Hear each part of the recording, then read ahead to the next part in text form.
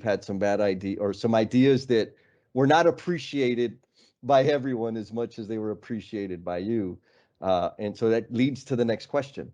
Um, what is a significant learning that you had along the way as a result of a painful misstep? So I've got two. I got two Ooh. to share with you. And by the way, I probably have 2,000 in terms of how many missteps I've made. And I'll be honest with you. I really don't see. I mean, I get sort of I get the focus of the show and all that. But like I don't see missteps, and I don't think you do either. But I don't see missteps. I see them as steps, not really Yes. missteps. Like we all take steps on our journey. Some of them are the right steps. Some of them are the wrong steps. But in life and work and all things. And again, I'm a huge believer in, as I said, there's the surest path to success is failure. Like, I Hmm. mean, I know it's counterintuitive, but like, if you're not willing to get out there, push the envelope, which means you're going to fail a lot. Yep. You're probably not pushing yourself, you're missing your team and so on hard enough. And then secondarily, if you're not giving your teams and your crews the space to fail, right? And I don't mean in a way Yep. that's going to be damaging in life or limb or financial Right. debt, but like the point is you create sort of a safe space for people to push and fail. It's just essential in my view in terms of anything you do. So I've lived a life, a journey of missteps, like just constantly, and it's how you respond and how nimble you are in adjusting from a misstep, right? Because again, you get this learning from a misstep and then you course correct and you keep moving, right? That's it. But there's two that come to mind. There's just the two that jump to mind as I was thinking about over the last week. I think the first one kind of builds on what we were just talking about, which is, I've launched countless products and services, primarily in the digital realm, primarily B2B, business to business Okay. solutions, where we identified a problem and we went out and built something to go solve that problem. And we even got out of the building, right? And we tried to have a beginner's mindset.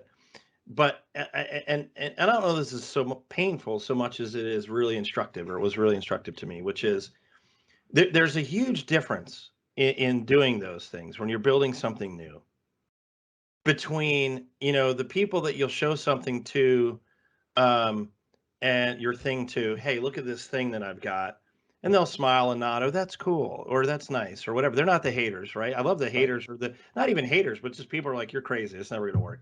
I Yep. love that feedback too, because it's just an opportunity to tighten your game up, right?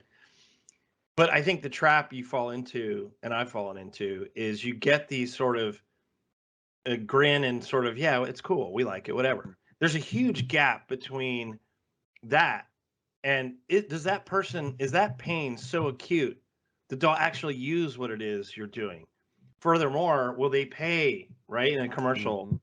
context, will they pay for what it is you're doing? And unless you're really mindful of the difference between those two kinds of feedback, again, the folks that are naysayers, that's fuel for me personally. Hmm. But again, it helps you tighten your game. The trick is in the sort of those almost passive positives out there.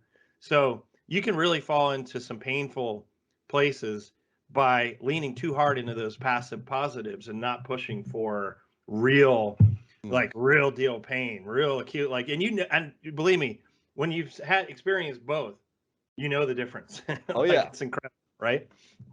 And I think the second and this is maybe more professionally painful, I should say, but it's more painful. Is I remember back, gosh, 15 years ago, 20 years ago now, maybe I was in an executive job, and I came up in the corporate world, even though I was, always focused on digital and innovation and new things. I came up through very large multinational companies, so I would work for like innovation centers of excellence at companies like Walters Kluwer, Thomson Reuters, big global organizations. And and over the course of my career, it got consistently smaller and smaller in terms Yeah. of down to bootstrapping a startup in media and entertainment out of my own back pocket, right? Yep. And so I've kind of run that gamut.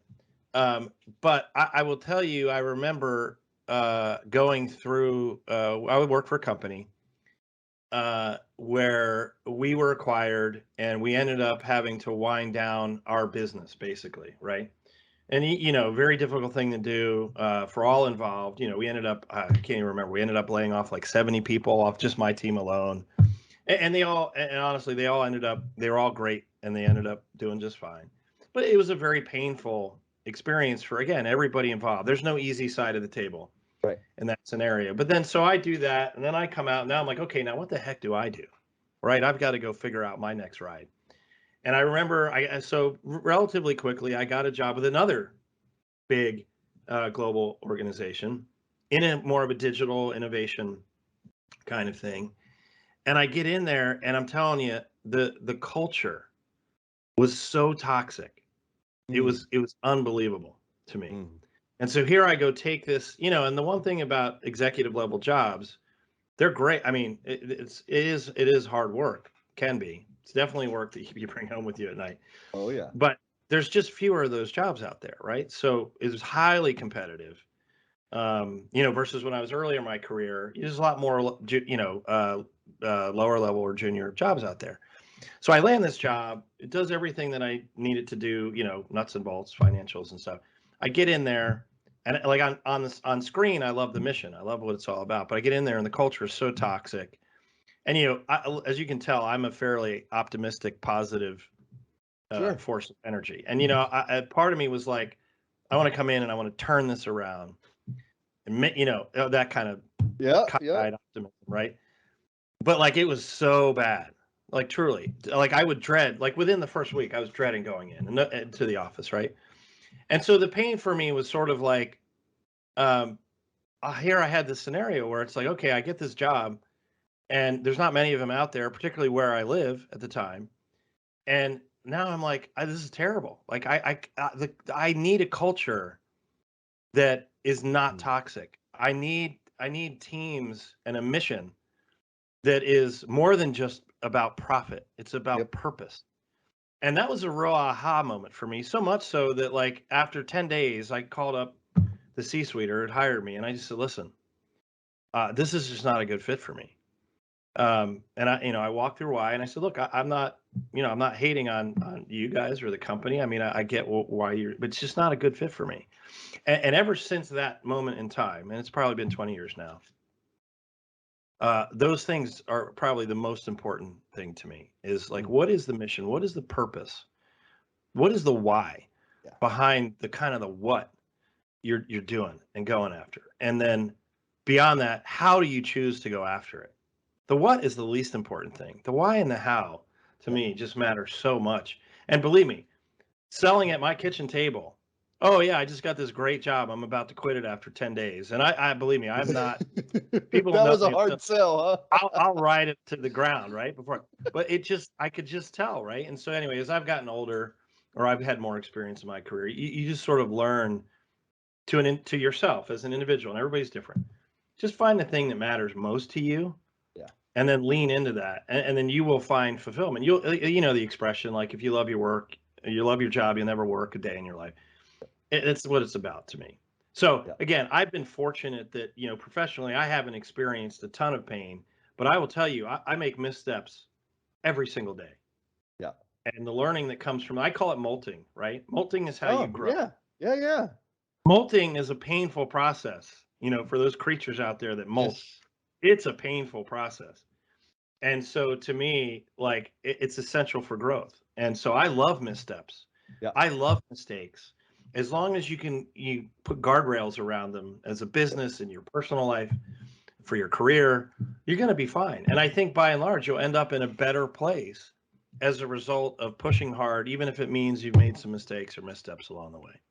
Yeah, nailed it. And you totally get the essence of the question, is to help shift, because we got some young professionals that are part of this, that listen to this podcast, and there's this thinking that we subscribe to, or at least I know I subscribe to early in my life, that I got to be right all the time. And then when I discovered, like, oh, I learn better when I put myself out there and don't get paralyzed with perfection, make some damn mistakes, learn from them, adjust, and keep on trucking.